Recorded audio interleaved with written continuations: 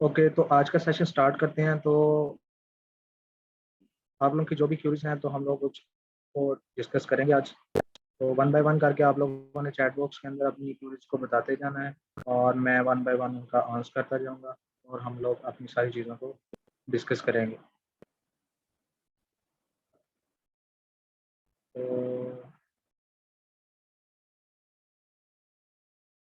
यामीन sir जी, अगर मुझे ये कोर्स करना है तो इसकी अलग फी होगी? पहले कोर्स कर रहा हूँ 25। जी, आपने अगर कोई और कोर्स ज्वाइन करना है तो ज़ाहिरी बात है आप लोगों को उसकी फ़ी तो पे करना पड़ेगा। आप अगर बेसिक कोर्स कर रहे हैं तो आपने अगर एडवांस को ज्वाइन करना है तो एडवांस की फ़ी अलग से होगी।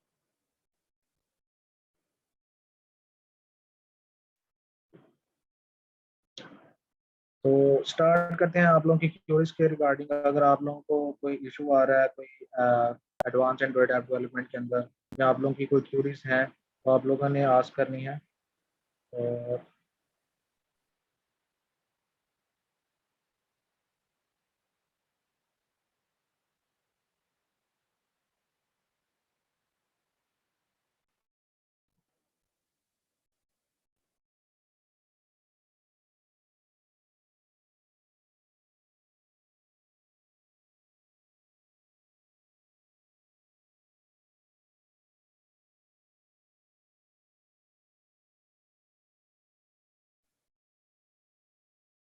साकिब मून का क्वेश्चन आया है कि सर आपने last time lecture recording upload नहीं की। आपका कौन सा बैच चल रहा है और कौन सा वीक है? आपको काइंडली आप मुझे अगर बताएं तो मैं रिकॉर्डिंग आप लोगों की अपलोड हो चुकी है। आपने अगर वॉच नहीं की तो उसको दोबारा से देखें तो आपका मेरे ख्याल से वीक 10 का लेक्चर जो है वो अपलोड हुआ है बैच 3 के लिए और बैच 4 के लिए भी अपलोड हो चुका है लेक्चर।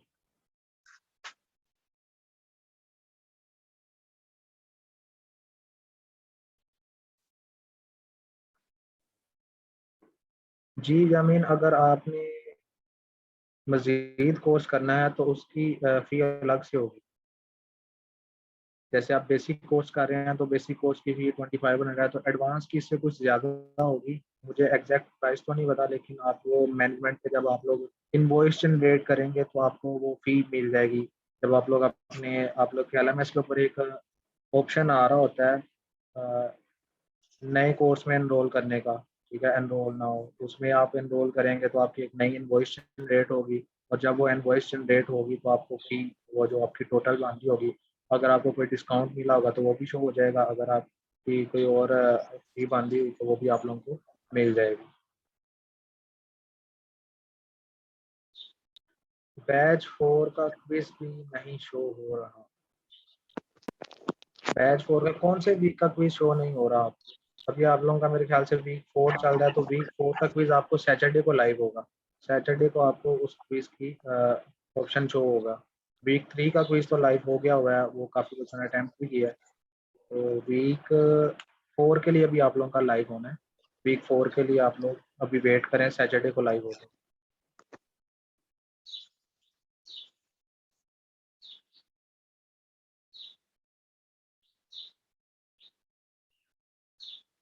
और किसी का भी क्वेश्चन है असाइनमेंट के रिगार्डिंग? अगर किसी ने कोई क्वेश्चन पूछना हो या कोई क्विज के रिगार्डिंग तो वो आप लोग मुझसे पूछ सकते हैं।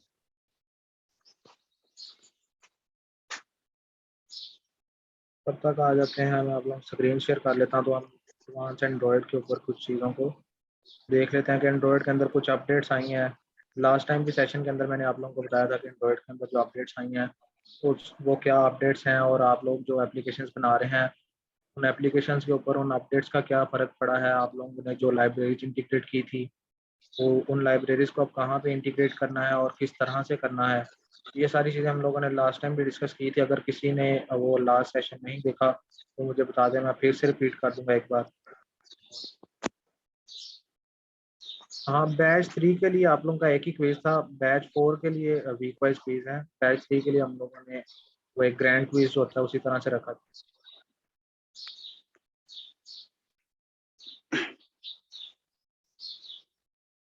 ठीक है।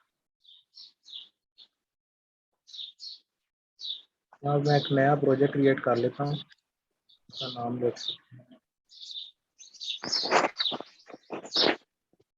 Advance.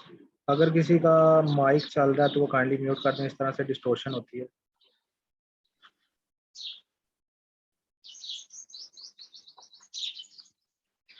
I think Rihan Ullah का माइक चल रहा है, म्यूट कर दिया मैंने।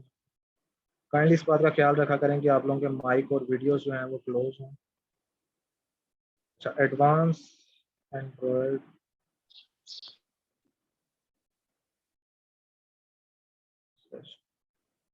आज 7 अप्रैल है।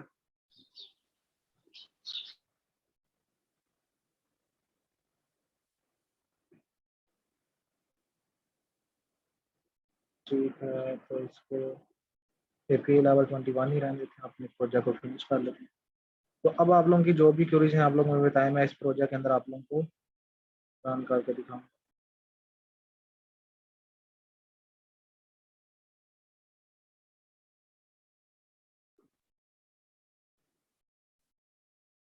वापिस आ जाते हैं अपने चैट बॉक्स की तरफ, ताकि उसमें देखते हैं ताकि।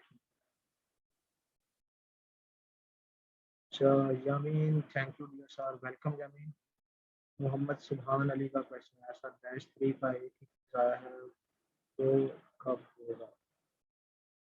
आप लोगों का क्विज जब भी आप लोगों को होगा वो आप लोगों को एलएमएस के ऊपर आप लोगों को अपडेट दे दी जाएगी। आप लोगों के एलएमएस के ऊपर जो न्यूज़ लेटर आ रहा होता है उसको काइंडली एक बार गो थ्रू कर लिया करें। उसके अंदर जो भी आपके क्विज या असाइनमेंट या जूम सेशंस के रिगार्डिंग जो अपडेट्स होती हैं वो वहाँ पे होती हैं। और दूसरी बात ये कि आप लोगों की फेसबुक पेज के ऊपर अपडेट रहा करें, फेसबुक पेज के ऊपर भी सारी न्यूज़ आप लोगों को मिल जाती है। उसके बाद महरोज खान, सर आप रिपीट कर दीजिए, लास्ट लेक्चर में मैं अटेंड कर सकूँ। ओके, कोई इशू नहीं, मैं रिपीट कर देता हूँ दोबारा से। वैसे उस सेशन की रिकॉर्डिंग भी पड़ी हुई है आपके एलएमएस के ऊपर, आप रिकॉर्डिंग भी देख सकते हैं। बाकी मैं अभी से आप लोगों को लाइव रिपीट करके भी बता देता हूँ। और शान का क्वेश्चन आया है, सर ये नीचे लाइब्रेरी यूज लेगेसी लाइब्रेरी क्या है सर, इसको कैसे यूज करते हैं? जी मैं आप लोगों को बता देता हूँ अभी कि इसका क्या मतलब है और इसको क्यों यूज करते हैं।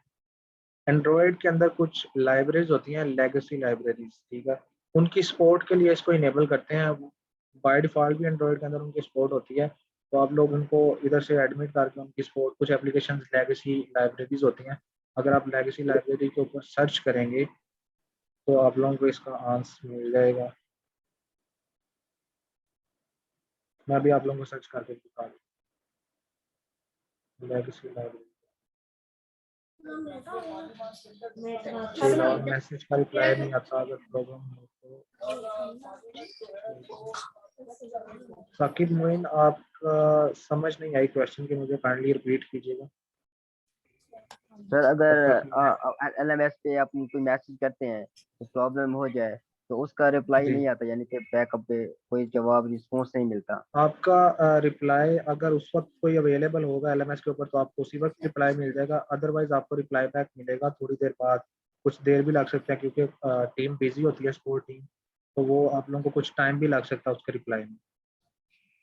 ओके अदरवाइज ओके आप सर। लोग सपोर्ट की ईमेल, हमारी जो है कम्युनिटी की ईमेल है उसके ऊपर भी कांटेक्ट कर सकते हैं। अभी हम लोग क्यूरीज के लिए आप लोगों को एलएमएस के ऊपर एक नया ऑप्शन देने वाले हैं, तो उसका रिप्लाई आपको इंस्टेंट मिलेगा और आपका इंस्ट्रक्टर ही आपको रिप्लाई करेगा। हर कोर्स का जो इंस्ट्रक्टर होगा वो आप लोगों को रिप्लाई करेगा, एलएमएस के ऊपर इंस्ट्रक्टर आप लोगों को रिप्लाई करेंगे। तो अभी कुछ दिनों तक वो सिस्टम भी लाइव हो जाएगा, उसके ऊपर डेवलपमेंट चल रही है, तो आप लोगों को रिप्लाई बैक आप फास्ट मिला करेंगे। ओके ओके ओके सर, लेकिन 2 दिन हो गए मैसेज किया लेकिन अभी तक रिस्पॉन्स नहीं आया। काफ़ी ज़्यादा बच्चों की क्यूरीज आई होती हैं, तो इसलिए उन बच्चों को डील करना, आप थाउजेंड्स ऑफ स्टूडेंट्स हैं उनको रिप्लाई बैक करना, इसमें कुछ टाइम लग जाता है। तो आप काइंडली वेट कर लें आपकी क्यूरी के ऊपर। आप अगर आपका कोई क्वेश्चन है तो आप, जूम सेशंस भी इसीलिए रखे जाते हैं कि आप लोग इसमें भी क्यूरी का आंसर मिल जाए आपको। तो आपका अगर रिप्लाई नहीं मिला तो आप मुझसे अभी लाइव पूछ सकते हैं, तो मैं आपको लाइव गाइड कर दूंगा, ये ज़्यादा बेटर रहेगा। ठीक है ओके सर, वो आप उसका ना प्रॉब्लम जो था उसका यानी कि सोल्यूशन मिल गया मुझे। प्रॉब्लम क्या आ रही थी आपको? ये तो अच्छी बात है, अगर आप प्रॉब्लम को खुद से सोल्व करते हैं तो ये तो अच्छी बात है ना कि आपने खुद भी सोल्व किया।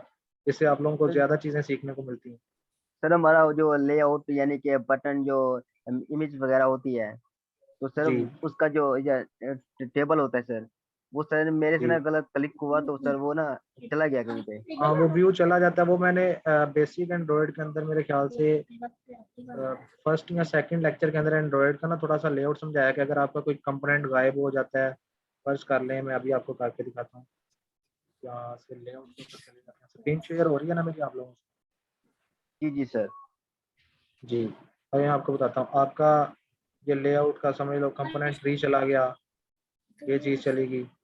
तो पैलेट के ऊपर क्लिक करने से ये सारी चीज़ें आ जाती हैं, कंपोनेंट ट्री आ जाता है। इसी तरह लेआउट जो है वो उसकी यूआई मोड चेंज हो जाते हैं। ठीक है, लैंडस्केप में हो गया है, तो इधर से आप इसको पोर्ट्रेट में दोबारा कर सकते हैं। अगर आपको खाली डिज़ाइन चाहिए, साथ में ब्लूप्रिंट भी चाहिए। ठीक है, ये खाली ब्लूप्रिंट शो कर रहा है, अगर मैं डिज़ाइन पे क्लिक करूँगा खाली डिज़ाइन आ जाएगा। इसी तरह डिज़ाइन एंड ब्लूप्रिंट पे करूँगा तो दोनों मेरे पास शो हो जाएंगे। ये प्रोजेक्ट का टैब है, इसके ऊपर गलती से क्लिक हो जाए, ये सारी चीज़ें इनके ऊपर दोबारा क्लिक करने से वो वापस आ जाती हैं। आप लोगों को इन चीज़ों का मैंने इंट्रो बेसिक के अंदर दिया हुआ है मेरे ख्याल से। यहाँ से एट्रीब्यूट्स गायब हो जाते हैं। ठीक है, जैसे टेक्स्ट व्यू का एट्रीब्यूट आ रहा है, अब एट्रीब्यूट नहीं आ रहे, टेक्स्ट व्यू के ऊपर क्लिक किया है, तो मैं यहाँ से एट्रीब्यूट्स के ऊपर क्लिक करूंगा तो वो दोबारा से मुझे शो हो जाएंगे। हो गया सर। ठीक है, तो ये छोटी छोटी ठीक चीज़ें है आप सर। लोग इनको इंटरनेट के ऊपर, इसीलिए मैं आप लोगों को कहता हूँ कि आप लोग सर्च करेंगे तो आप लोगों को आंसर मिल जाएगा। ये इसमें एंड्रॉयड के ऊपर, गूगल के ऊपर बहुत ज़्यादा नॉलेज है। काइंडली आप लोग अगर आपने माइक को म्यूट रखा करें, इससे बहुत ज़्यादा डिस्टरबेंस हो जाती है आप लोगों को।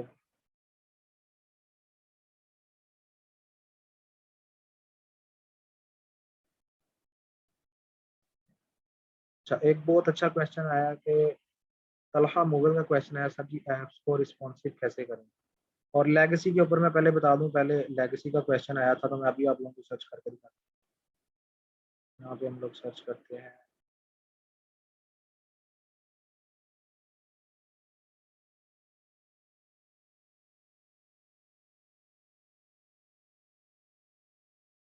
Android legacy live.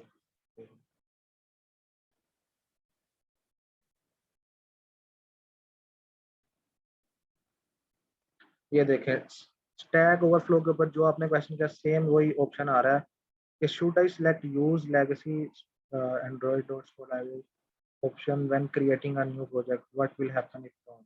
अब नीचे यहाँ पे जितने भी एक्सपर्ट्स होंगे एंड्रॉयड को, उन्होंने आंसर्स किए होंगे। ठीक है, तो आप लोग यहाँ से आंसर्स पढ़ सकते हैं सबके कि इनका मकसद क्या है, इसको क्यों यूज़ करते हैं, एंड्रॉयड लेगेसी क्या है, एंड्रॉयड एक्स लाइब्रेरीज क्या है, जावा एक्स क्या है। ये सारी चीज़ों के आंसर्स आपको यहाँ से स्टैक और फ्लो पे आसानी से मिल।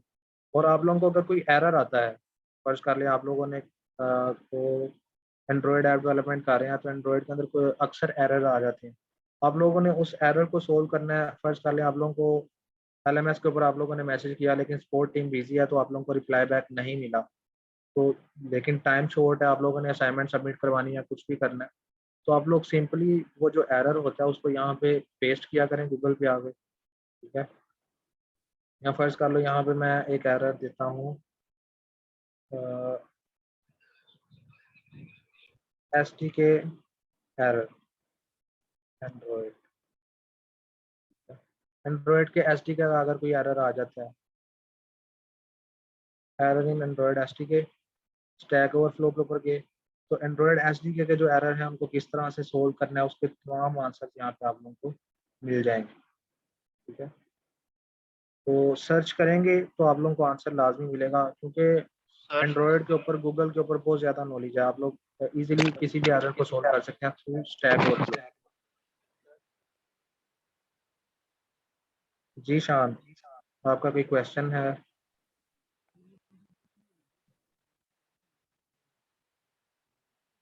अगर आपका क्वेश्चन नहीं है तो आप म्यूट कर लें, अगर अदरवाइज अगर कोई क्वेश्चन है तो काइंडली आस्क करें।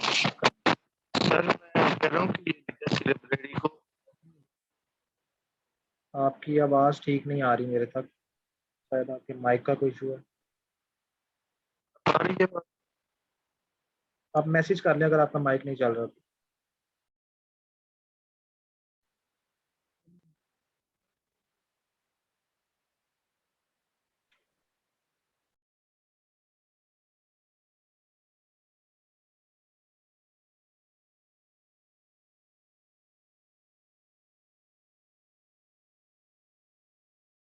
जी, शान का क्वेश्चन आया कि ऑन क्रिएट मेथड जो है, ऑन क्रिएट मेथड में बंडल से इंस्टेंस, एक मिनट मैं एंड्रॉइड पे आ जाता हूँ। मेन एक्टिविटी भी आ गई। ये जावा का सिंटैक्स है, ठीक है। आप लोगों ने ऑन क्रिएट का मेथड है, तो इसके अंदर इंस्टेंस स्टेट, इंस्टेंस क्या होता है, ऑब्जेक्ट क्या होता है। ऑब्जेक्ट ओरिएंटेड प्रोग्रामिंग के अंदर आप लोग इंस्टेंस देखे होंगे, तो उनकी जो स्टेट है उसको सेव रखा जाता है पहले से, कि आप लोग इंस्टेंस जो है वो क्रिएट हो आपकी एक्टिविटी का।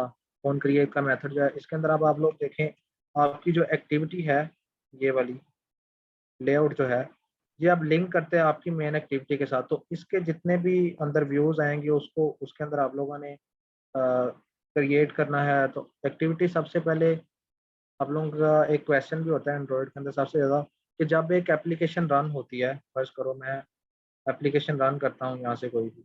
अब अभी मैंने एंड्रॉयड टीवी सेलेक्ट किया हूँ, फिर खैर अभी इसको रन नहीं करता मैं, सिंपली आप लोगों को वर्बली बता देता हूँ कि अगर आप लोग ये एप्लीकेशन रन करते हैं तो आपका सबसे पहले कौन सा मेथड रन होता है। तो सबसे पहले ऑन क्रिएट का मेथड रन होता है। इसके लिए मैं आप लोगों को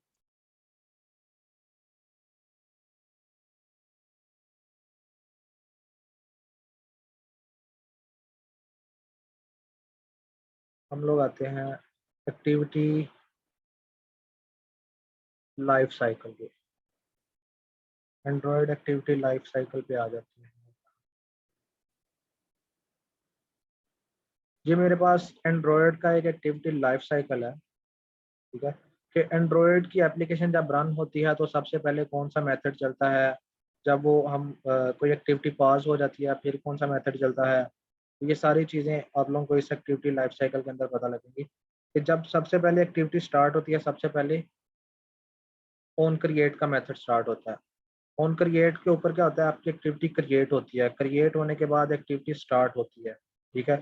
फिर आप किसी बटन के ऊपर क्लिक करते हैं, जो पहले वाली एक्टिविटी होती है वो रिज्यूम हो जाती है, वो पीछे चली जाती है, बैकग्राउंड में चली जाती है।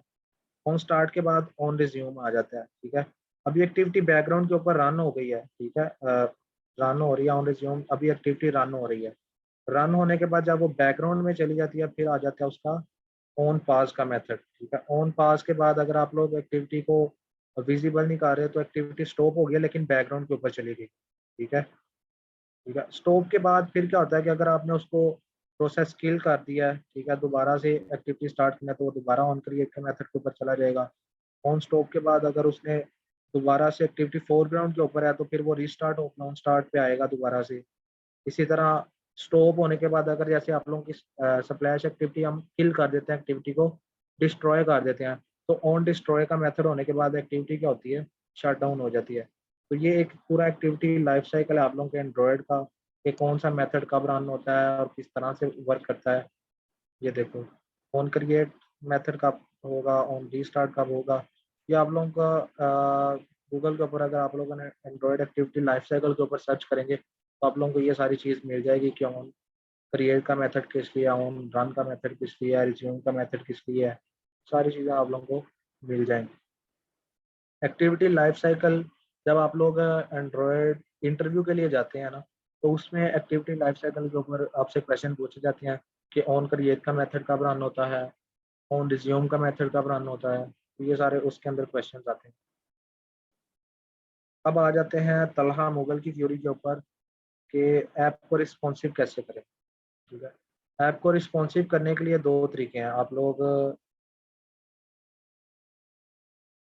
ऐप को रिस्पॉन्सिव करते हैं, तो रिस्पॉन्सिवनेस चेक करने के लिए हम लोग क्या करते हैं, अब आपने अपनी एक्टिविटी है इसको डिफरेंट लेआउट्स के लिए, एंड्रॉयड के अंदर 4 स्क्रीन आती हैं, ठीक है। एक होती है स्मॉल, एक होती है मीडियम, एक होती है लार्ज और एक होती है एक्स्ट्रा लार्ज। ये 4 स्क्रीन साइज होती हैं एंड्रॉयड के अंदर, ठीक है। यहाँ पे डिफरेंट अब आप लोगों के पास ऑप्शन आ रहे हैं, डिवाइसेस आ रही हैं।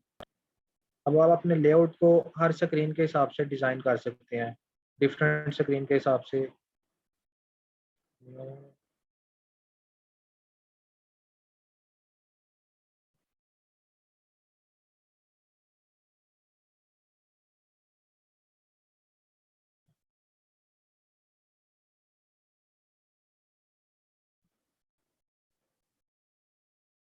अब यहाँ पे इसका न्यू लेआउट बनाना है तो यहाँ से आप लोग स्क्रीन साइज सिलेक्ट कर सकते हैं, स्क्रीन विड्थ, स्क्रीन हाइट, ठीक है।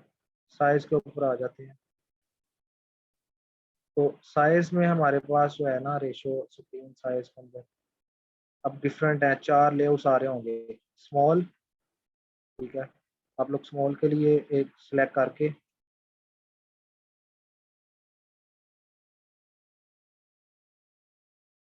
यहाँ पे एक्टिविटी मेन, इसको ओके कर लें। अब ये स्मॉल स्क्रीन के लिए आ गया मेरे पास। इसी तरह एक्टिविटी मेन के लिए एक नई रिसोर्स फाइल क्रिएट करें। अब आपने स्क्रीन जो है उसको क्या कर लेना है, नॉर्मल के लिए सिलेक्ट कर लें, इसका भी एक्टिविटी का नाम रख लें। तो हर लेआउट के लिए अलग से स्क्रीन डिज़ाइन करनी पड़ेगी। इसी तरह लार्ज स्मॉल 4 स्क्रीन आपके पास आ जाएंगी, ठीक है। हर स्क्रीन के लिए आज से लेआउट को डिज़ाइन कर ले तो आपकी ऐप रिस्पॉन्सिव हो जाएगी। ये एक लेंथी प्रोसेस है, आप इसके थ्रू भी कर सकते हैं। एक आप लाइब्रेरी यूज़ कर सकते हैं, गूगल पे एक लाइब्रेरी आपको मिलेगी MDP।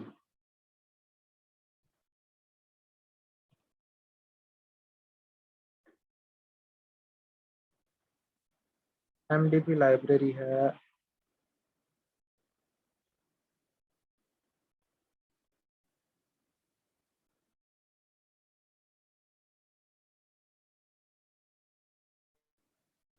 अब यहाँ पे ये लाइब्रेरी रिजल्ट क्या है, नॉर्मल साइज। अब ये हर स्क्रीन के लिहाज से साइज को एडजस्ट करके देती है MDP, ठीक है। Normal size MDP font size.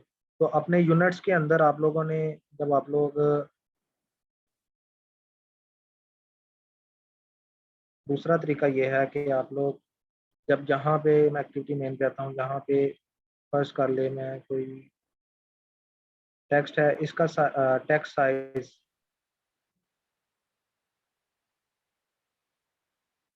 अब यहाँ पे हम लोग साइज एस के अंदर बल्कि इसकी हाइट और वेट को मैं सेट करता हूँ टेक्स्ट साइज। यहाँ पे मैं इसका साइज सेट करता हूँ 150 DPI हम नॉर्मल सेट करते हैं, ठीक है। और यहाँ से 200 DPI, इस तरह से फर्ज कर ले मैंने कोई साइज सेट किया। अब जब MDP की लाइब्रेरी यूज़ करेंगे तो आप लोग यहाँ पे यूनिट आप लोगों ने देना MDP, ठीक है। अभी MDP की लाइब्रेरी इंटीग्रेट नहीं है तो MDP यूनिट वो एक्सेप्ट नहीं कर रहा। जब आप लोग MDP की लाइब्रेरी को इंटीग्रेट कर लेंगे तो यहाँ पे यूनिट आप MDP स्टार्ट कर दें तो फिर भी आपके जो स्क्रीन साइजेस हैं वो रिस्पॉन्सिव हो जाएंगे। इस तरह से आप लोग एप्लीकेशन को रिस्पॉन्सिव कर सकते हैं।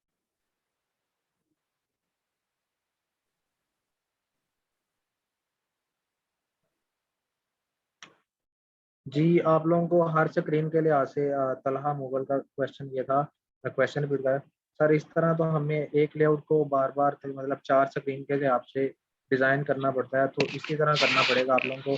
हर स्क्रीन के लिहाज से डिज़ाइन करना पड़ता है लेआउट को कि आपकी हर स्क्रीन को सपोर्ट मिले। लेकिन MDP ये काम आसान कर देता है। आप सर लोग MDP यूज़ कर लें, MDP को यूज़ करेंगे तो आपको ज़्यादा फायदा होगा। जी जी, क्वेश्चन सर आपका कोई? जी शान, आपका कोई क्वेश्चन? सर बात यह कि क्या मैं इसे एक्सप्लेन करूं जो मैंने सर्च किया है इसको रिस्पॉन्सिव लेआउट को? computing जी models जी, are आप बताएं। available. Infrastructure. सर ये माइक किसका चल रहा है अंदर? सर इसका सीन ये होता है। जी सर आवाज आ रही है? जी जी, आ रही है, आप बताएं आप। सर रेस्पॉन्सिव लेआउट का ये होता है सीन कि आपकी जितनी भी डिवाइसेस है ना, चाहे एंड्रॉयड की है या एप्पल की है, iOS सिस्टम है, जी OS सिस्टम है, जो है आपका चल रहा है सर, उसमें सीन ये होता है कि हर डिवाइस के लिए जो भी आप ऐप बनाएंगे ना वो रेस्पॉन्सिव होगा उसका लेआउट। यानी अगर आपने विड्थ ऊपर से दी हुई है जितनी, हर डिवाइस में उसके हिसाब से उसका डीपी सेट होगा। सर ऐसे ही इसमें है। हम इसमें हम यूज करते हैं कि मसलन हम कंस्ट्रेंट लेआउट यूज कर लेते हैं। सही है। कंस्ट्रेंट ले आओ। जी जी। कंस्ट्रेंट में हम इसको रिस्पॉन्सिव, यानी ये बहुत हमारे लिए एक फायदे वाला है कंस्ट्रेंट ना, लेटेस्ट भी कंस्ट्रेंट है। लेआउट और वाकई आप लोगों के लिए बहुत ज्यादा हाँ, फायदेमंद है, क्योंकि कंस्ट्रेंट लेआउट जो है आपकी स्क्रीन को ज्यादा रिस्पॉन्सिव करता है, बजाय इसके कि आप कोई और लेआउट यूज करें। सर वो ये सीन होता है कि उसकी कंस्ट्रेंट के साथ ना हम उसको लेफ्ट राइट टॉप बॉटम जहाँ पे आपने व्यू सेट ऐसे ही करना है। हो कर देते हैं। सही है। उसके लिए जो स्क्रीन्स होती हैं ना, यानी लेआउट हम एक ही बनाएंगे, उसमें अपने व्यूज डिफरेंट बना सकते हैं। वो जो ऐसे ही ये लाइब्रेरी भी यूज करने का कोई ना, वो हम नहीं करेंगे उसमें। सही है। इसमें तो यह है कि सर रेस्पॉन्सिव लेआउट का यही सबको बताना है कि सर रेस्पॉन्सिव लेआउट उसे कहते हैं कि जो हम अपनी एक ऐप बनाते हैं उसका व्यू सब के लिए सेम हो। यानी वो हमारी ऐप हर मोबाइल के लिए एडजस्टेबल हो। यानी अब ऐसे हम ही है। कोई भी ऐप ले लें, ये जूम ऐप ही ले लें, इसका जो भी जी। व्यू बना हुआ है हर मोबाइल पे वो चलता है। हर मोबाइल के लिए ना रिस्पॉन्सिव है वो। तो इसलिए हम जो है अपने लेआउट जो है वो, अगर उसकी इंफॉर्मेशन हमारे पास ज्यादा होगी, कंस्ट्रेंट की ले लें, रिलेटिव ले लें, लीनियर ले लें, सही है, तो उससे हम अपना रेस्पॉन्सिव लेआउट इख्तियार कर सकते हैं। लेकिन लेआउट इससे खराब इस तरह से होता है कि आप लोग जब लेआउट तैयार करते हैं तो आप लोग किसी जगह पे फिक्स मार्जिन भी देते हैं। जैसे आप ये कंस्ट्रेंट लेआउट है, इसको मैंने यहाँ पे 100 150 dp और 200 dp साइज फिक्स कर दिया इसका। अब इस स्क्रीन के लिहाज से तो ये है, लेकिन मैं जैसे ही यहाँ से स्क्रीन साइज छोटा करूंगा, कोई फोन का यहाँ से कोई और साइज कर देते हैं, ठीक है, तो अब स्क्रीन साइज का मार्जिन और वो सारी चीज डिफरेंट हो सर गई है। देखिए, तो मेरी इसलिए सुने सर, सुने मेरी सुने सर, आप देखिए आपने इसकी विड्थ और हाइट दी है इसको, जी ठीक है, दे दिया। अभी अब अगर आप इसको 0 dp कर देंगे, इसकी विड्थ को या इसकी हाइट को, और उसमें हम इसको मैच पेरेंट कर देंगे, तो उससे सर ये रिस्पॉन्सिव कर देगा खुद को, क्योंकि 0 dp पे ये बट खुद ही तब एडजस्ट है कर ना, लेता है। जब यहाँ से मैं इसको मैच कंस्ट्रेंट करता हूँ और इधर से भी मैच कंस्ट्रेंट करता हूँ, आगे लेकिन जब चले मैंने इसको फिक्स साइज देना है तो फिक्स साइज देने के लिए वो हर स्क्रीन के लिए आज से एडजस्टमेंट अलग होगी। ठीक है, सर कोशिश यही उसमें करें आप, कि सर उसमें सुने ना मेरी सुने सर, उसमें आप कंस्ट्रेंट जो है वो एक और लगा लें, व्यूज के अंदर व्यूज लगा लें, और उस व्यू के अंदर आपने जो टेक्स्ट व्यू है जो भी सेट करना है वो कर लें, और उसमें अपना जो भी आपने देनी है वो दे लें। मैं ये इस कह तरह भी कर सके, लेकिन हमारे पास जब सिनेरियो डिफरेंट आता है ना, तो उसमें सर बेटर हर यही है कि आप सिनेरियो लोग के, हर स्क्रीन। जी जी सर आप ठीक कह रहे हैं। मैं ये कह रहा हूँ कि हर सिनेरियो के लिए आप एक व्यू के अंदर दूसरा व्यू लगा सकते हैं।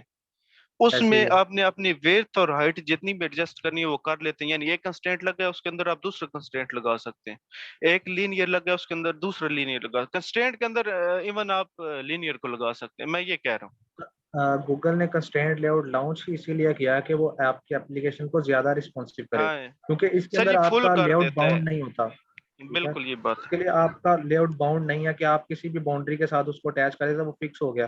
कंस्ट्रेंट लेआउट इसीलिए तो कर रहे हैं। ये देखें, बिल्कुल सर। कंस्ट्रेंट लेआउट है ही इसीलिए कि आपका जो टेक्स्ट है, अब इसको आप लोग देखो, अब यहाँ से ऊपर नीचे मूव कर रहे हो, बाकी किसी भी लेआउट के अंदर आपने मूव करवाना है, ठीक है, डिफिकल्ट हो जाता है सर वो। डिफिकल्ट हो जाता है। तो इसीलिए कंस्ट्रेंट लेआउट एक तो रेकमेंडेड है रिस्पॉन्सिवनेस के लिए। अगर फिर भी आपके एप्लीकेशन के अंदर कोई ग्लिचेस आ रहे हैं, कोई चीज़ आ रही है, तो फिर आपके पास डिफरेंट मेथड्स हैं। हम लोगों ने चीज़ों को बैकअप भी तो देखना, अगर एक मेथड वर्क नहीं करता तो आप लोगों को डिफरेंट मेथड पता होने चाहिए कि आप लोग इस तरीके से भी कर सकते हैं। ठीक है, बिल्कुल। तो आप लोग लाइब्रेरीज भी यूज कर सकते हैं।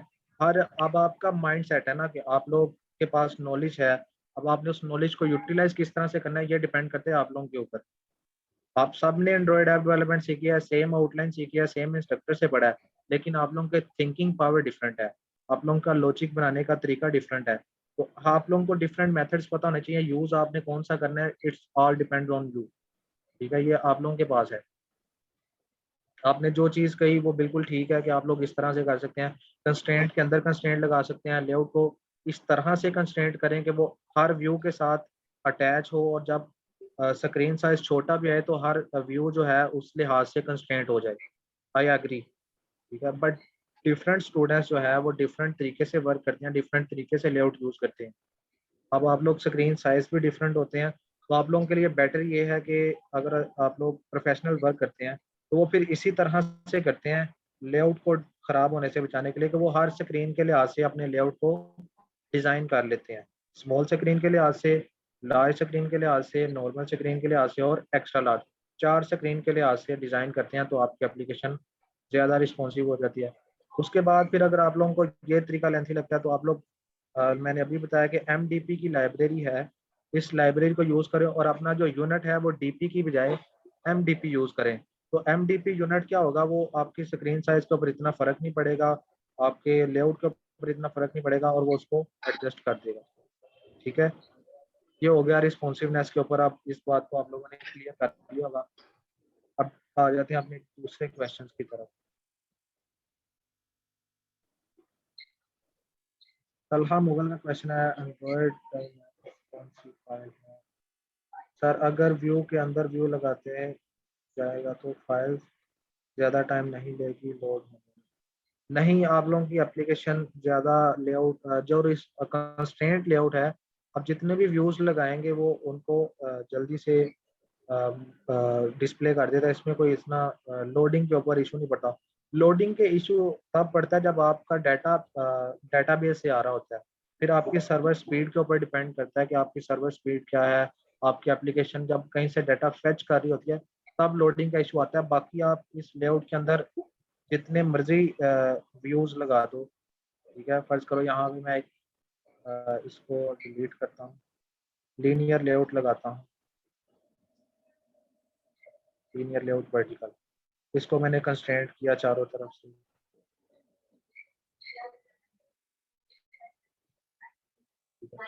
इसके अंदर लेआउट लगा दो, अब इसके अंदर एक और लीनियर लेआउट लगा दो। ठीक है, उसके अंदर जितने मर्जी व्यूज लगा दो।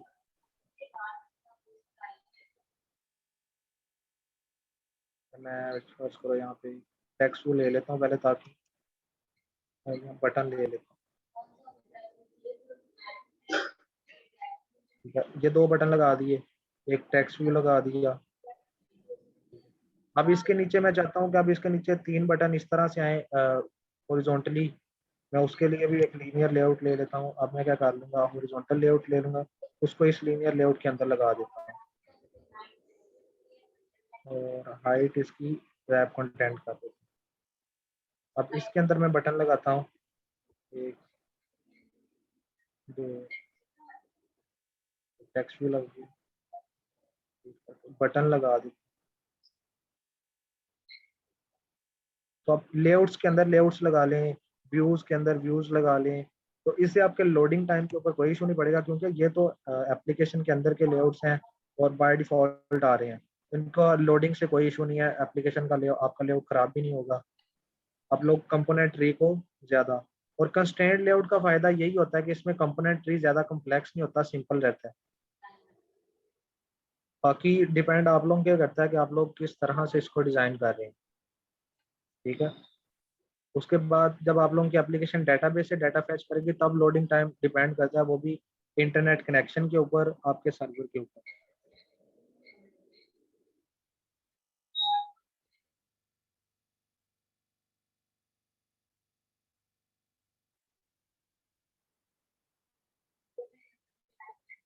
अच्छा तलहा, आपको फिर शान ने एक रिप्लाई कर दिया, डिमाइंस डॉट एक्सएमएल आपकी डायमेंशंस जो होती हैं एप्लीकेशन की, उसको भी रिस्पॉन्सिव के लिए ही यूज करते हैं। तो बिल्कुल शान ने ठीक बोला आपको दोबारा से कि आपकी एक्सएमएल की जो वो डिमाइंस की है, वो डायमेंशन, डायमेंस बेसिकली डायमेंशंस का शॉर्ट फॉर्म है कि आपके एप्लीकेशन की डायमेंशंस क्या है, आपके लेआउट की डायमेंशंस क्या है। तो उसके लिए भी आप उसके अंदर भी स्क्रीन साइज को टेस्ट करते हैं।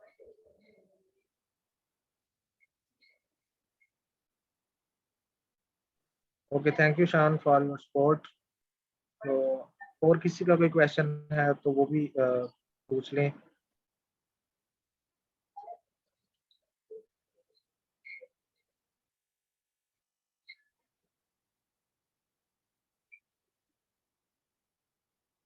अच्छा, फर्दर मैंने आप लोगों के साथ एक और टिप शेयर करनी थी। रिसेंटली हम लोग अपनी एप्लीकेशन के अंदर ग्रेडियंट्स यूज़ कर रहे हैं।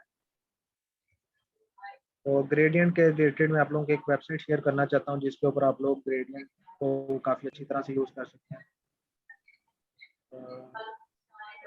मरियम अली का क्वेश्चन आया कि फायरबेस सिखा दें। फायरबेस आप लोगों को बेसिक के जो लास्ट 2 लेक्चर्स थे उसके अंदर मैंने फायरबेस सिखाई थी। बाकी डिटेल से अभी हम लोग एक एप्लीकेशन डिज़ाइन कर रहे हैं, तो उसके अंदर भी देखेंगे। अभी एडवांस के अंदर हम लोग एक रैंडम कॉल एप्लीकेशन बना रहे हैं। तो रैंडम कॉल एप्लीकेशन के अंदर हम लोग गूगल के थ्रू साइन इन करने वाले हैं, तो उसके लिए भी हम लोग फायरबेस को यूज़ करेंगे। तो उसमें आप लोगों को फायरबेस सीख जाएगी। रिहानुल्लाह का क्वेश्चन है, सर मैं जब इम्प्लीमेंटेशन ऐड करता हूँ तो ग्रेडल की फाइल में कोई एरर होती है, बट ऐप रनिंग एरर आती है। मैं पीडीएफ यूजर के लिए बहुत ट्राई किया लेकिन अभी तक नहीं। ओके, तो रिहानुल्लाह का क्वेश्चन आ गया जी, एरर आ रहा है। मैंने लास्ट टाइम भी बताया था कि एंड्रॉयड ने कुछ अपडेट्स की हैं। अपडेट्स के बाद इशू ये है कि बिल्ड और ग्रेडल के अंदर आप देखो कुछ भी नहीं आता। पहले यहाँ पे बिल्ड और ग्रेडल का जो स्ट्रक्चर था और था, इसमें ऑल प्रोजेक्ट का एक टैब होता था जिसके अंदर आप लोग अपनी कुछ रेपोजिटरीज को रखते थे। तो अब जब आप लोग कोई चीज़ इंटीग्रेट करते हो तो उसकी लाइब्रेरी आप लोग उसकी ठीक जगह के ऊपर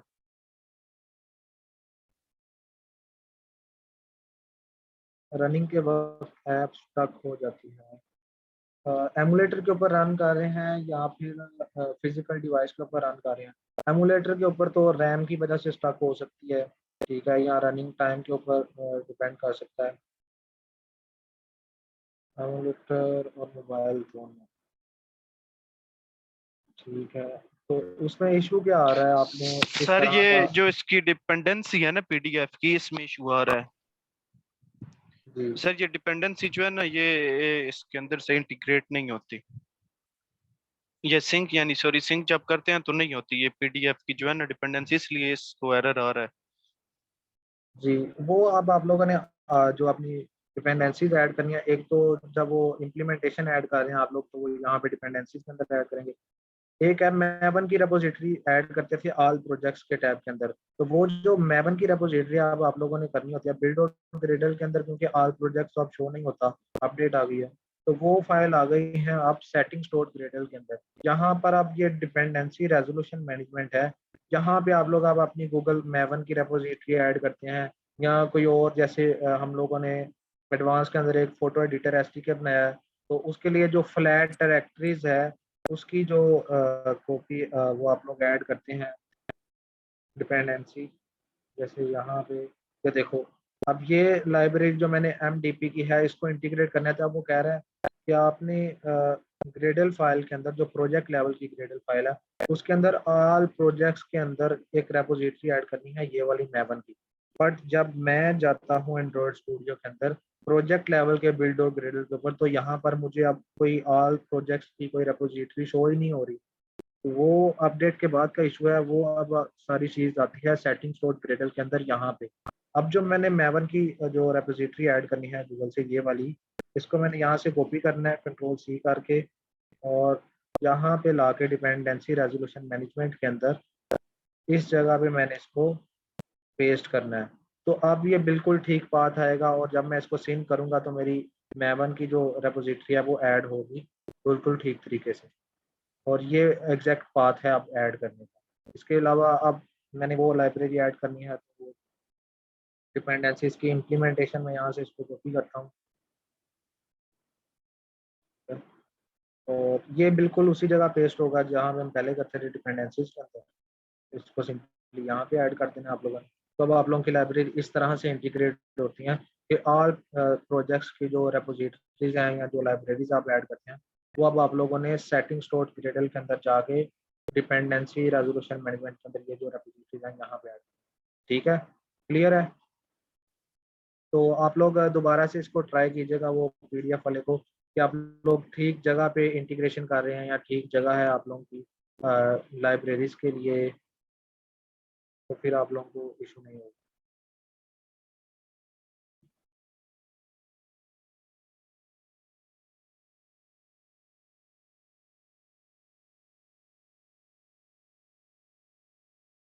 नुसरत अतीना, एक स्टूडेंट का मैसेज आया है कि सेशंस 3 पीएम के बाद अरेंज करें। तो 3 पीएम के बाद अरेंज इसलिए नहीं कर सकते क्योंकि हर एक सेशन का करना होता है, हर एक कोर्स का सेशन होता है, तो उसमें फिर जो टाइम स्लॉट मिलता है, जिस टाइम हम फ्री होते हैं तो उसी टाइम कर सकते हैं। इसके लिए आप लोगों को फ़ायदा है, अगर कोई बच्चा अटेंड नहीं कर पाता तो उसके लिए ये है कि फिर रिकॉर्डिंग अवेलेबल होती है, इसकी रिकॉर्डिंग अभी हो रही है, जो रिकॉर्डिंग अपलोड हो जाती है, तो उस रिकॉर्डिंग से आप लोग देख सकते हैं।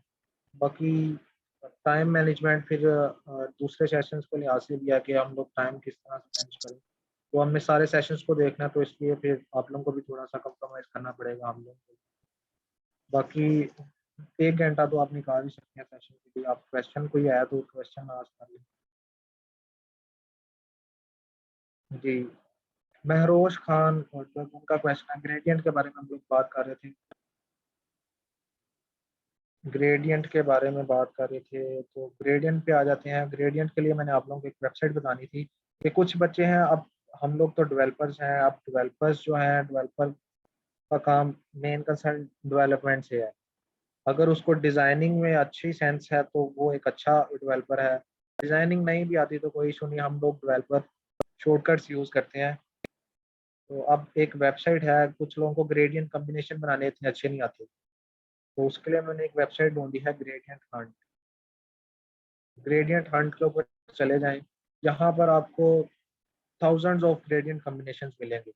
आप लोगों को अब ये नहीं पता लगता कि व्हाइट के साथ मैं रेड कलर को मिक्स करूँ या रेड के साथ ग्रीन को मिक्स करूँ, तो कौन-कौन से कलर्स जो हैं उनको मिक्स करके हम लोग अच्छे ग्रेडियंट्स बना सकते हैं। तो यहाँ पे अब आप लोगों को डिफरेंट ग्रेडियंट्स मिल रहे हैं, काफ़ी अच्छे-अच्छे और काफ़ी इंटरेस्टिंग ग्रेडियंट्स हैं।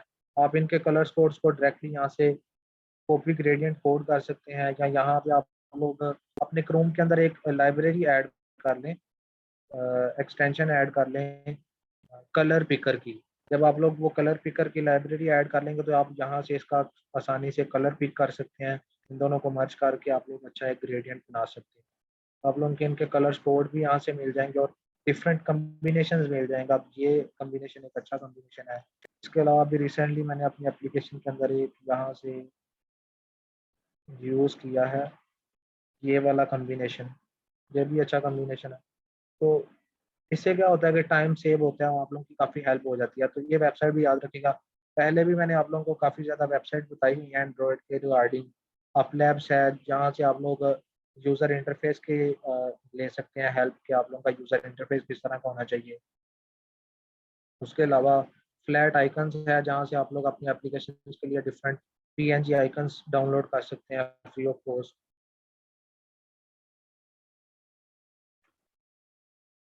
तो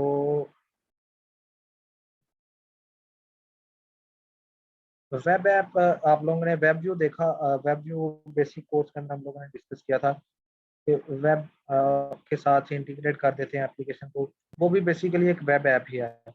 इसके अलावा वेब ऐप क्या है कि आप लोग वेबसाइट की कुछ एपीआईज होती हैं, एपीआईज के थ्रू वेबसाइट को डाटा को लिंक करते हो एप्लीकेशन के साथ, तो वेब ऐप्स वो भी होती हैं। इसके अलावा जब भी आप वेब के साथ थोड़ा-सा इंटरेक्शन कर रहे हो तो समझ लो आपकी एप्लीकेशन, वेब ऐप एक टर्म है कि आपकी एप्लीकेशन वेब के साथ लिंक कर रही है। बाकी आपकी एप्लीकेशन है तो खाली प्ले स्टोर के लिए है, तो वो एक सिंपल एप्लीकेशन है। अगर आप लोग की कोई वेबसाइट है और वेबसाइट आपकी लिंक कर रही है एप्लीकेशन के साथ, और जिसमें आप लोगों ने एपीआईज़ को इंटीग्रेट किया हुआ है, डिफरेंट रेस्ट एपीआईज़ हैं, एपीआईज़ के साथ वर्क करना। एपीआईज़ क्या होती हैं? एपीआईज़ बेसिकली, यहाँ पे मैं सर्च करता हूँ एपीआई। अच्छा, आप लोगों सर ने मैं ग्रेडियंट, एक्सप्लेन कर दूं एपीआईज को। हाँ, आप एक्सप्लेन करते हैं, कोई इशू नहीं। सर एपीआईज बेसिकली ये होती हैं कि हमारी ऐप है ना, हमने इसको कनेक्ट करना है, सर्वर के साथ कनेक्ट करना है, तो हम एपीआईज को यूज करते हैं। ये उसके साथ हमारे कनेक्शन बनाती हैं और उससे जो भी रिस्पॉन्स लेना होता है वो हमें वापस ला कर देती हैं। यानी ये मीडियम का काम करती हैं। जब भी हम इस अपने सर्वर के थ्रू कोई डाटा सेंड करना है, ठीक है, अपनी डाटाबेस बनानी है किसी सर्वर पे, ठीक है, तो उसके लिए एपीएस यूज करते हैं हम, मैं ठीक अभी है। यहाँ पे तो इनको एक इसके लिए विजुअल हम दिखा देता यूज हूँ करते हैं एपीआई ना का, एपीआई वर्क लाइब्रेरीज। कैसे होता सर इसके लिए लाइब्रेरीज यूज होती हैं, लाइब्रेरीज मसलन ऐसे ही हम है। रेट्रोफिट यूज कर लेते हैं, रेट्रोफिट सही है। है, बोले है। रेट्रोफिट के वाली रेट्रोफिट जो है वो ज्यादा बेस्ट है, उसके थ्रू हम इसको ना अपनी एपीएस ऐसे ही को है, यूज कर लेते हैं। तो कुछ उसमें जो होती हैं इमेज वो जो फ्री है लोडिंग जल्दी हो होती हैं जाती और है, कुछ जो है रेट्रोफिट वो का ये हमें फ्री फायदा है। मिल जाती हैं। हाँ जी, ऐसे ही है, कुछ फ्री होती हैं और कुछ बिल्कुल प्रीमियम होती हैं। तो वो हर प्रोजेक्ट के बिल्कुल। हिसाब से होता है कि आपका क्लाइंट आपको एपीएस देता है नहीं देता। तो ये सीन होता है एपीआई एपीएस का। बेसिकली मैं आप लोगों को बता दूं, API basically Android app developer का काम नहीं है एपीआई लिखना, ठीक है। एंड्रॉयड ऐप डेवलपर एपीआई नहीं लिखता, क्योंकि एपीआई लिखी जाती हैं पीएचपी में, सर्वर साइड लैंग्वेज के अंदर। जरूरी नहीं कि पीएचपी के अंदर लिखी जाए, और भी लैंग्वेजेस के अंदर लिखी जाती हैं, लेकिन ज़्यादातर सर्वर साइड लैंग्वेजेस जो होती हैं उनके अंदर लिखी जाती है, और पीएचपी में ज़्यादातर लिखी जाती है। तो ये पीएचपी डेवलपर का काम होता है कि वो आपको एपीआई लिख के देता है, क्योंकि उसने सर्वर साइड को संभालना होता है। तो फिर वो आपको सर्वर के एक्सेस के लिए एक एपीआई लिख के देता है डिफरेंट लेवल की, और वो आपको उस एपीआई के अंदर डिफाइन ये करता है कि आपको उसने अपनी सर्वर तक किस हद तक एक्सेस देनी है और किस मॉड्यूल की एक्सेस देनी है। तो फिर वो आप लोगों को एक एपीआई, एपीआई बेसिकली रूल्स होते हैं आप लोगों की एक्सेस के लिए, कि वो आप लोगों को एक रूल डिफाइन कर देता है, क्या एपीआई के अंदर डिफरेंट रूल्स लिख देता है कि आप उस एप्लीकेशन को किस हद तक एपीआई को यूज़ करके सर्वर तक एक्सेस हासिल कर सकते हैं, या सर्वर से किस तरह से डाटा गेट कर सकते हैं। तो उसके लिए वो डायरेक्ट आपको अलाउ नहीं करते सर्वर के साथ। जब भी आपने सर्वर के साथ डील करना है तो डायरेक्टली डील करने के बजाय आप एपीआई के थ्रू डील करते हैं। एपीआई आपका डाटा सर्वर तक लेके जाती हैं और सर्वर से आपका डाटा का रिस्पॉन्स लेके आती हैं। जस्ट लाइक आप समझ लें कि एपीआई हमारे पास एक वेटर के तौर पर काम कर रही हैं, जो हमारा समझ लो कि चीज़ों को सर्व कर रही हैं, हमें सर्व कर रही हैं। जैसे वेटर हमें खाना सर्व कर रहे हैं, ठीक है। वेटर्स, आप लोग किसी होटल के अंदर जाते हैं तो वहाँ पर आप लोग टेबल पे बैठ गए हैं, अब खाना जो है वो आपको एक रूम होता है उनका जहाँ से सर्व किया जाता है, जहाँ पे समझ लें किचन है, ठीक है। फर्ज कर लें किचन आप लोगों का सर्वर है, ठीक है, और जिस टेबल पर आप लोग बैठे हैं आप लोग क्लाइंट हैं। अब एपीआई क्या है, वेटर है। एपीआई क्या करेगी, आप लोगों तक आएगी। जैसे वेटर आप लोगों तक आता है, आप लोगों से ऑर्डर लेता है और जाके सर्वर को बताता है कि ये ऑर्डर आया है, किचन तक चला जाता है कि किचन में जाके वो बताता है कि ये ऑर्डर आया और ये चीज़ रिक्वायर्ड है, ठीक है। फिर वहाँ से वो ऑर्डर जो है आप लोगों का उसको गेट करता है और आप लोगों के टेबल तक लेके जाए। जस्ट लाइक किसी तरह से सर्वर तक एपीआई हमारा जो काम है उसको, मैसेज है उसको लेके जाती है। फिर उसके रिस्पॉन्स में जो हमारे पास आता है, सर्वर का रिस्पॉन्स आता है, इमेजेस में आ जाते हैं। तो यहाँ पे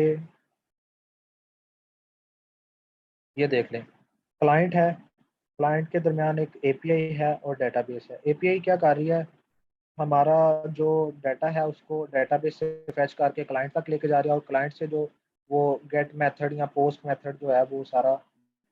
एपीआई चार तरह की लिखी जाती है। गेट मेथड होता है, उसमें पोस्ट मेथड होता है, पुट मेथड होता है, डिलीट मेथड होता है। तो ये सारे मेथड्स की एपीआईज होती हैं, ठीक है। डायरेक्टली डेटाबेस के साथ इंटीग्रेट नहीं किया जाता चीज़ों को, एपीआईज को यूज़ किया जाता है। तो ये सारी वेब एप्लीकेशंस के अंदर यूज़ होती हैं एपीआईज को डाटा। ये थोड़ा सा एडवांस चीज़ में आ जाता है कि जब आप लोग प्रोफेशनल वर्क के अंदर जाते हैं तो फिर आपके साथ जब टीम वर्क कर रही होती है, आपके पास बैकएंड डेवलपर्स बैठे होते हैं, पीएचपी के डेवलपर्स बैठे होते हैं, तो वो सारी चीज़ें जो आप लोगों के साथ मिलके वो वर्क कर रहे होते हैं, तो फिर आप लोगों के इस तरह से एक अच्छा कम्बिनेशन आ जाता है आप लोगों के पास। और फिर आप सब एक टीम वर्क होता है जिसके अंदर आप लोग फिर एक काफ़ी ज़्यादा कॉम्प्लेक्स एप्लीकेशंस होती हैं, तो उनके अंदर फिर आप लोगों को जो पीएचपी डेवलपर होता है वो एपीआई लिख के दे देता है जो सर्वर को डील कर रहा था। फिर आपने उस एपीआई को इंटीग्रेट करना। एंड्रॉयड डेवलपर का मेन काम होता है एपीआई को इंटीग्रेट करना एप्लीकेशन के अंदर, और एपीआई के थ्रू डाटा को गेट करना और डाटा को पोस्ट करना। तो ये आप लोग ज़रूर सीखिएगा, और आप लोगों को इससे काफ़ी ज़्यादा फ़ायदा होगा प्रोफेशनलिज्म के अंदर एपीआईज़ का। और जब आप लोग इंटरव्यू के लिए जाएँगे वो आप लोगों से लाज़मी एपीआई का पूछेंगे, तो इसलिए एपीआईज़ के ऊपर थोड़ा-सा वर्क करके इंटरव्यू के लिए जाएँ। और जब आप लोग इंटरव्यू के लिए जाएँगे उसमें इंटरव्यू के अंदर जब आप लोग जाते हैं, सबसे पहले वो स्टार्ट करते हैं आपके बेसिक क्वेश्चन से, ठीक है। बेसिक क्वेश्चन है वो आप लोगों से एंड्रॉयड का बेसिक नॉलेज पूछेंगे कि व्यूज़ क्या होते हैं, एक्सएमएल क्या होती है, जावा क्या होती है। आप लोग रिसाइकलर व्यू का पूछेंगे, उसके अलावा लीनियर लेआउट्स का पूछ लेंगे, डिफरेंट लेआउट्स का पूछेंगे। जब आप लोगों से वो डिज़ाइनिंग पार्ट का थोड़ा सा बेसिक का पूछ लेंगे, उसके बाद वो आ जाएंगे ऊप के ऊपर, ठीक है। फिर वो आपसे ऊप के कंसेप्ट पूछना स्टार्ट कर देगा। ऊप बेसिकली क्या है, ऑब्जेक्ट ओरिएंटेड प्रोग्रामिंग। उसमें वो आपसे पूछेगा क्लासेस क्या होती हैं, ऑब्जेक्ट्स क्या होते हैं। सबसे पहले वो मेन क्वेश्चन ये करते हैं, ऊप के जो मेन 4 पिलर्स होते हैं, 4 पिलर्स ऑफ ऊप, वो क्या है। तो वो मैं आप लोगों को बता देता हूँ। 4 पिलर्स,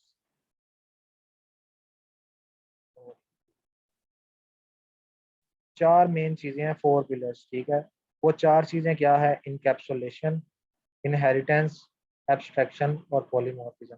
ऊप के अंदर 4 मेन पिलर्स का पूछेंगे, वो आप लोगों ने बता देना उनको कि ये इन सारी चीज़ों के ऊपर आप लोगों ने रिसर्च खुद करनी है, ठीक है। हमारी कोर्स ड्यूरेशन थोड़ी कम होती है तो हम लोगों को आउटलाइन के हिसाब से फॉलो करना पड़ता है चीज़ों को।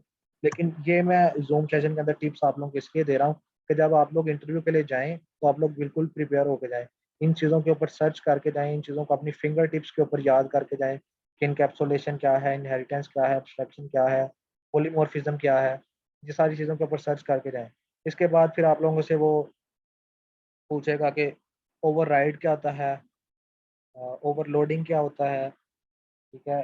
फिर आप लोगों से वो एक्सेस स्पेसिफायर्स का पूछेगा, पब्लिक, प्राइवेट, ठीक है। वो सारी चीज़ें इनकैप्सुलेशन के अंदर ही आ जाती हैं। तो इन 4 चीज़ों के ऊपर सर्च करके जाएँ।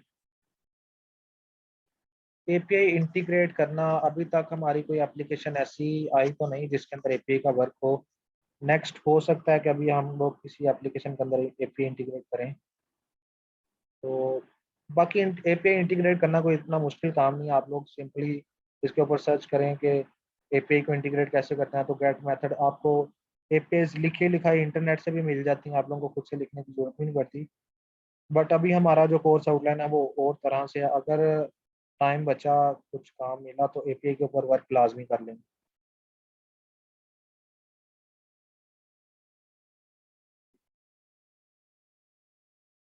ठीक है, तो मैं आप लोगों को इंटरव्यू क्वेश्चन के बारे में बता रहा था कि ऊप के बारे में पूछेंगे। उसके बाद जब आप लोगों के ऊप के क्वेश्चन आएंगे फिर वो आप लोगों से पूछेंगे कि एपीआईज के ऊपर वर्क किया है, एपीआई को इंटीग्रेट करना आता है, ठीक है। एपीआईज, रेस्ट एपीआईज के ऊपर वर्क किया हुआ है सारा कुछ। तो रेस्ट जस्ट एक टर्म है। रेस्ट एपीआई और एपीआई तकरीबन सेम ही होते हैं, इसमें कोई डिफरेंट खास नहीं होता। तो वो एपीआईज के बारे में पूछेंगे। तो एपीआईज को इंटीग्रेट करना सीख लें, बस सिंपल। ये 4-5 क्वेश्चन होंगे आपके इंटरव्यू के अंदर और इन्हीं चीज़ों के बारे में पूछा जाता है। बाकी बिगनर से इसके बारे में भी नहीं पूछा जाता। इसके ये जो एपीआईज हैं और ये सर्वर साइड चीज़ों के बारे में एक्सपीरियंस, जब आप लोग सीनियर जावा डेवलपर या जूनियर के लिए जाते हैं तो कुछ में क्वेश्चन किया जाता है। बाकी जब आप लोग बिगिनर के तौर पे जाते हैं तो उसमें सिर्फ ऊप और बेसिक कंसेप्ट्स के बारे में पूछा जाता है। बाकी एपीआईज के बारे में अगर आपको आता है तो वेल एंड गुड है, अगर नहीं भी आता तो फिर भी वो आपके साथ कोऑपरेट कर लेते हैं।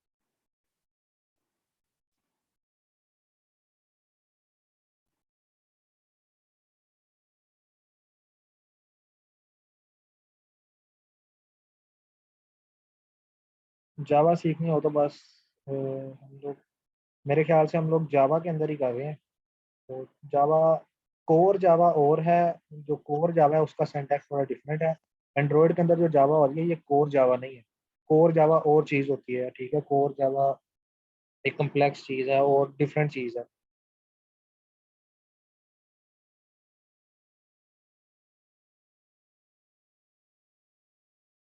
उसके बाद अफशान नासिर का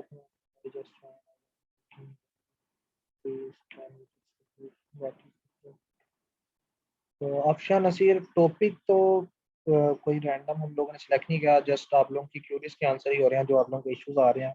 अगर आपकी कोई क्यूरी है तो आप लोग आंसर मुझसे क्वेश्चन कर सकते हैं चैट बॉक्स के अंदर, तो आपकी क्यूरी का भी आपको आंसर मिलेगा। अभी तक हम लोगों ने बस डिफरेंट इश्यूज के ऊपर डिस्कस किया है वो। और ये आप लोग को, अगर आप लोग लेट आए हैं तो कोई इतना इशू नहीं है। हम लोग ने ये सारा सेशन रिकॉर्ड किया और ये रिकॉर्डिंग अभी आप लोगों को अपलोडेड मिल जाएगी आपके एलएमएस के ऊपर। तो कोई इशू नहीं है, कोई टेंशन वाली बात ही नहीं है। आप लोगों को ये सारा सेशन रिकॉर्डेड मिल जाएगा। हाँ, रिहानुल्लाह का क्वेश्चन आया है कि सर्च बार के बारे में कुछ बताएं। सर्च बार सिंपली आप लोग जब यहाँ पे सर्च बार लगाते हैं, सर्च बार लगाना डिफिकल्ट नहीं है। सर्च बार के ऊपर जब आप लोग डिफरेंट चीज़ें सेट करते हैं, यहाँ पे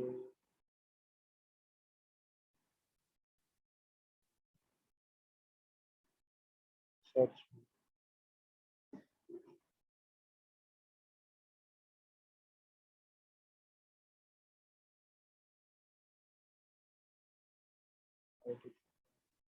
ये सर्च व्यू आ गया हमारे पास। अब ये अभी हमारे पास सर्च व्यू लग गया, सर्च व्यू लग गया है। सर्च व्यू के बाद अब आप लोग इसके ऊपर किस तरह का वर्क चाह रहे हैं, फिल्टर्स लगाना चाह रहे हैं कुछ, तो वो हमें सर्वर अपने डेटाबेस के अंदर से कुछ चीज़ें, जिस तरह से हम लोगों ने टेबल डिफाइन किए होते हैं अपनी वो जो एप्लीकेशन है उसके अंदर, जो डेटाबेस यूज किया उसके अंदर जो प्राइमरी कीज रखी होती हैं, या हम लोगों ने जो टेबल्स बनाए होते हैं उसके अंदर जो डाटा होता है, उसकी बेस के ऊपर हम लोग फर्ज कर लो हमारे पास डिफरेंट कोर्सेज हैं, ठीक है, उन कोर्सेज के फिल्टर के ऊपर हम लोग वर्क कर रहे हैं। तो कोर्सेज के जो फिल्टर होंगे, मैं आप लोगों के यहाँ पे मेरे पास एक एप्लीकेशन पड़ी है, उसमें मैंने वो यूज़ किया हुआ है।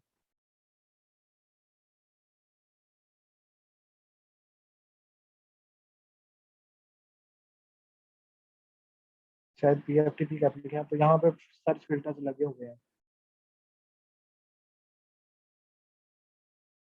हम इससे डाटा कैसे फाइंड कर सकते हैं, इसके पीछे आप लोगों को अपनी लॉजिक लगानी पड़ेगी। आप लोगों को अपनी डेटाबेस के हिसाब से लॉजिक डिज़ाइन करनी पड़ेगी कि आप लोगों की डेटाबेस किस तरह की है।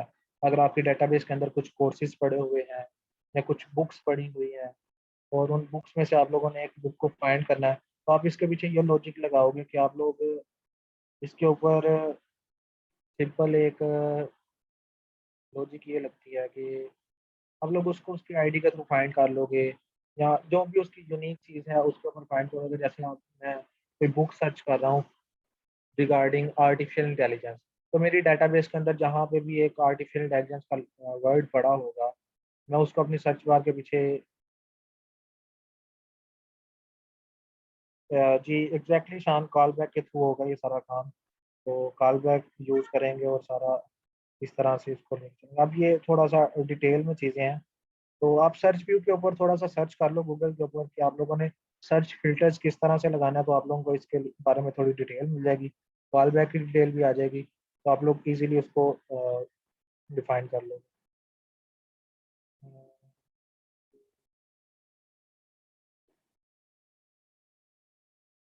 ये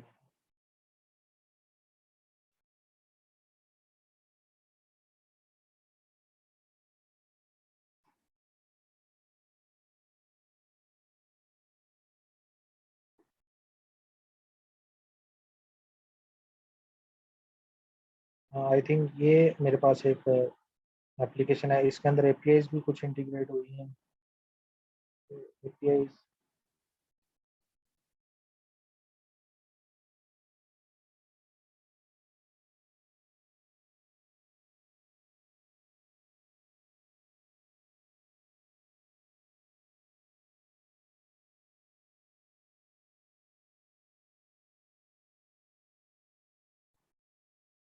अगर आपको उसकी लॉजिक नहीं भी मिलती तो इसका मैं एक शॉर्टकट आपको बताता हूँ। आप लोग गिटहब से जाके उसकी लॉजिक को गेट कर सकते हो, सर्च बार की लॉजिक को किस तरह से फाइंड करना, तो आपको उसका सारा कोड गिटहब से ऊपर से मिल जाएगा। उस कोड को फिर आप अपने तरीके से कस्टमाइज कर लें, तो आप लोगों को समझ आ जाएगी। या कोई ऐसी एप्लीकेशन गिटहब से डाउनलोड करें जिसके ऊपर सर्च बार लगी और उसकी लॉजिक लगी हो, और उसको रन करें अपने एंड्रॉइड स्टूडियो के अंदर, उसकी लॉजिक को समझें और उस कोड को फिर अपने हिसाब से कस्टमाइज कर लें, फिर भी आपका ये काम चलेगा। सर जी ऐड का ऐड रन क्यों नहीं होता, जो हम खुद ऐड यूनिट क्रिएट करके लगाते हैं, ऐड नॉट रेडी। ऐड तब आती है जब आपकी कोई ऐड अवेलेबल हो। टेस्ट ऐड तो वो शो कर देता है, लेकिन रियल टाइम एड्स के लिए जब आप अपने अकाउंट को बना के लगाते हैं, तो आपकी ऐड के ऊपर कुछ लिमिट्स आ रही होती हैं। अभी रिसेंटली एक स्टूडेंट है, उसने मुझे दिखाया कि उसने जो हमने फ़ोटो एडिटिंग एप्लीकेशन बनाई थी वो उसने पब्लिश कर दी है, ठीक है, प्ले स्टोर के ऊपर पब्लिश किया है, और उसको एड मूव के ऊपर अर्निंग भी स्टार्ट हो गई है। जब आप लोग अपनी ऐप को पब्लिश करते हैं और उसके ऊपर जो एड्स आती हैं, फिर एड्स आना स्टार्ट हो जाती हैं, क्योंकि वो पीछे से एड्स आती हैं और वो यूज़र को शो होती हैं। तो जैसे ही यूज़र क्लिक होता है तो उसको अर्निंग भी स्टार्ट होगी एड मोड के ऊपर। टेस्ट ऐड अभी फ़िलहाल तो टेस्ट ऐड ही चलेगा ना। जब आपको ऐड रियल टाइम ऐड 1-2 बार शो होती है, उसके बाद फिर उसके ऊपर आ रहा होता है कि ये ऐड अवेलेबल नहीं है, क्योंकि आप लोगों को वो एड्स इतनी अवेलेबल नहीं करते हैं, क्योंकि आपकी एप्लीकेशन अभी आप टेस्ट मोड में होते हैं, तो टेस्ट मोड में इतनी ज़्यादा नहीं आती। रियल टाइम 1 मिनट के बाद एक लिमिट लगी होती है, वो इस तरह भी आ जाती है। जी, वो शान हम लोगों ने ऐड किया हुआ है, आईडी भी लगाई हुई है। तो एक स्टूडेंट हैं, उन्होंने मेरे ख़्याल से नूर उनका नाम है, तो उनको मैं आप एप्रिशिएट करता हूँ कि उन्होंने ये वर्क स्टार्ट किया, उन्होंने अपनी एप्लीकेशन को पब्लिश किया और उनकी अर्निंग भी स्टार्ट हो गया। उनका गूगल ऐड का अकाउंट मैंने देखा था, उसके ऊपर पेमेंट्स ऐड होना स्टार्ट हो गई हैं। तो आप लोग भी इस तरह करें, सोर्स कोड आप लोगों ने भी वही चीज़ पढ़ी है, उन्होंने भी वही चीज़ पढ़ी है, तो आप लोग भी क्या करें कि चीज़ों को थोड़ा-सा अर्निंग की तरफ लेके आएँ। आप लोगों ने भी वही कोड लिखा हुआ है, उन्होंने भी वही कोड लिखा हुआ है, आप लोगों ने भी वही चीज़ें देखी हैं, बस उन्होंने क्या किया, उन्होंने उसको पब्लिश कर दिया, आप लोगों ने पब्लिश नहीं किया। आप लोग भी पब्लिश करेंगे, डाउनलोड्स आएँगे, तो आप लोगों की भी अर्निंग स्टार्ट होगी। ओके, होप सो कि आप लोगों के क्वेश्चंस के आंसर्स सबके मैंने दे दिए होंगे। अगर किसी का भी क्वेश्चन मिस हो गया या मेरे से नहीं पढ़ा गया, तो काइंडली वो दोबारा क्वेश्चन करें, ताकि फिर हम इस सेशन को एंड करें जल्दी से जल्दी, क्योंकि टाइम हमारा 1 घंटे का था, 1 घंटे से ऊपर हो गया है। 5 मिनट मैं वेट करूँगा, 5 मिनट के अंदर आप लोगों ने इस लाइव सेशन के बारे में फीडबैक भी देना है, कोर्स के बारे में फीडबैक भी देना है, और अगर आप लोगों को अ, इस कोर्स की समझ आ रही है या कोर्स में कोई इम्प्रूवमेंट की ज़रूरत है, तो वो भी आप लोगों ने चैट बॉक्स के अंदर बताना है कि हम लोग किस तरह से इम्प्रूवमेंट करके आप लोगों को बेटर फैसिलिटी प्रोवाइड करें। ठीक है? तो काइंडली अपना फीडबैक भी मेरे साथ शेयर करें। आप लोगों को कोर्स की समझ आ रही है, सेशन में मज़ा आया है, सेशन की भी समझ आई है, आप लोगों की क्यूरीज़ के आंसर आप लोगों को मिले हैं या नहीं मिले। तो आप सब लोगों से रिक्वेस्ट है कि आप लोग काइंडली एक बार चैट बॉक्स के अंदर अपना फीडबैक दे दें, ताकि फिर हम लोग इस सेशन को एंड करें। और अगर किसी का कोई क्वेश्चन रह गया है, तो वो दोबारा से मुझसे पूछ ले।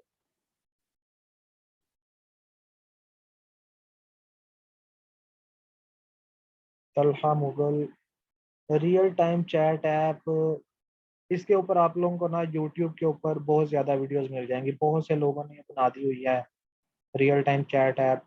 चैट एप्लीकेशन आप लोगों को सारा कोड गिटहब से भी मिल जाएगा। तो मैं इसलिए इस तरफ नहीं आया, क्योंकि एक तो ये थोड़ा-सा लेंथी है। इसमें हमारा कोर्स का समझ लें कि तकरीबन आधे वीक्स जो थे ना, वो इसी के अंदर कवर हो जाने थे। तो मैं चाह रहा था कि मैं आप लोगों को ज़्यादा से ज़्यादा चीज़ों को डिस्कस करूँ। फिर कब होगी मीटिंग? हाँ, मीटिंग्स मेरे ख़्याल से 15 डेज़ बाद होती हैं, और उसके अंदर आप लोगों को सारे जो आपके इश्यूज़ आ रहे होते हैं, वो लाइव सॉल्व किए जाते हैं। आप लोगों के एलएमएस के ऊपर जब मीटिंग होगी ना, एलएमएस के ऊपर आप लोगों को एक नोटिफ़िकेशन मिल जाएगी कि आप लोगों का नेक्स्ट ज़ूम सेशन कब है। एलएमएस के जो न्यूज़लेटर आ रहा था, उसके अंदर आप लोगों को सारी नोटिफ़िकेशन।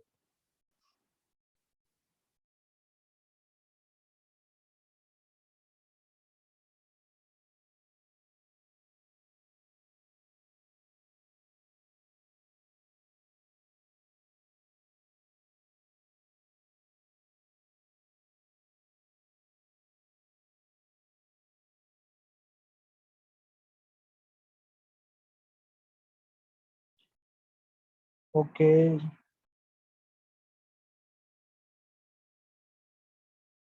कमेंट सेक्शन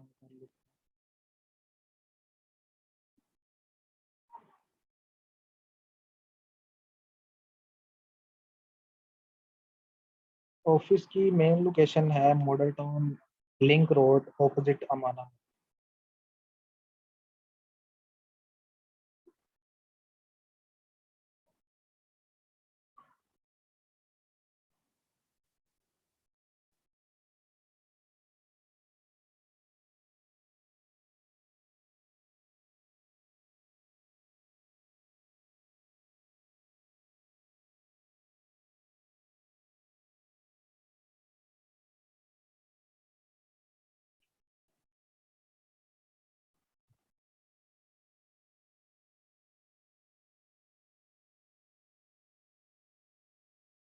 जी, तो और किसी का भी क्वेश्चन, और सब लोग मुझे काइंडली एक बार कंफर्म कर दें कि आप लोगों की कोर्स जो आउटलाइन है या कोर्स पे जो आप लोगों को पढ़ाया जा रहा है वो बिल्कुल ठीक है और समझ आ रही है आप लोगों को, और आप लोगों को कोई और इशू तो नहीं है। अगर कोई इशू आ रहा है तो वो काइंडली मुझे बताएं ताकि मैं उसको इम्प्रूव करूँ और नेक्स्ट टाइम आप लोगों को वो चीज़ का इशू सोल्व के लिए आप लोगों को कोई प्रॉब्लम दोबारा सुनाऊँ। तो आपका फीडबैक बहुत लाजमी है, आप काइंडली कमेंट सेक्शन में अपना फीडबैक लाजमी दीजिए।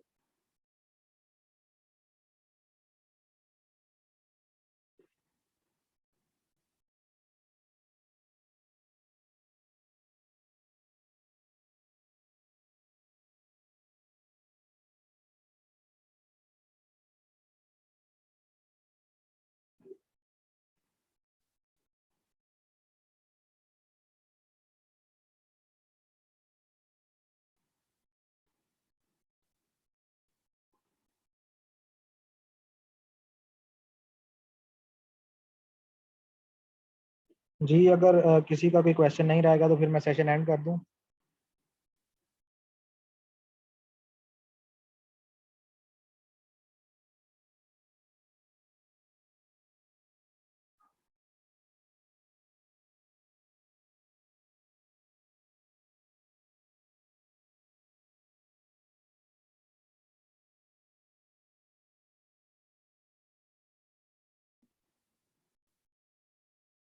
सर आपने स्टार्ट में नए कोर्स की बात की। नए कोर्स की बात मेरे ख्याल से स्टूडेंट की क्यूरी आई थी, वो एक बेसिक कोर्स कर रहे थे और बेसिक कोर्स से वो चाह रहे थे वो एडवांस कोर्स में भी एनरोल करें। तो उनको मैं वो बता रहा था कि आपने अगर नए कोर्स के अंदर एनरोल करना है एडवांस के, ये जो आप एक पहले से कोर्स कर रहे हैं तो आपने कोई नया कोर्स भी करना है प्री एक्टिविज़म, तो उसके चार्जेस अलग से होंगे। इस बारे में बात डिस्कस कर रहे थे, और नए कोर्स की मेरे ख्याल से कोई बात नहीं।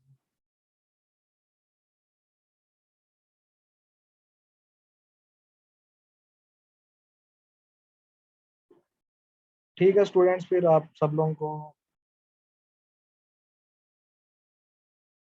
जी जी, ये मैं सेशन एंड करने लगा हूँ। आप सब लोगों को बेस्ट ऑफ लक, और प्रैक्टिस लाजमी कीजिएगा, और जो भी आप लोगों को टास्क दिया है डेली बेसिस के ऊपर परफॉर्म करें। और कोई भी इशू आए तो जूम सेशन के अंदर या चैट बॉक्स में कहीं पे भी मेरे से आप लोग पूछ सकते हैं, हम लोग इसको रिजॉल्व करेंगे और आप लोग सबकी जो प्रॉब्लम्स हैं उसको सोल्व करके इंशाल्लाह आप लोगों का जो भी इशू होगा वो हम लोग सॉल्व करेंगे।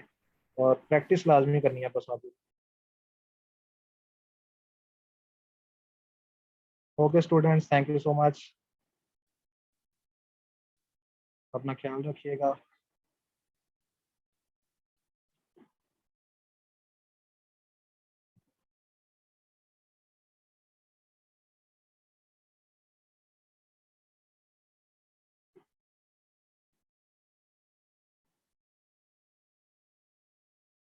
ओके जी, अल्लाह हाफिज़, और मिलते हैं नेक्स्ट सेक्शन के अंदर, तब तक के लिए अल्लाह हाफिज़, बेस्ट ऑफ लक।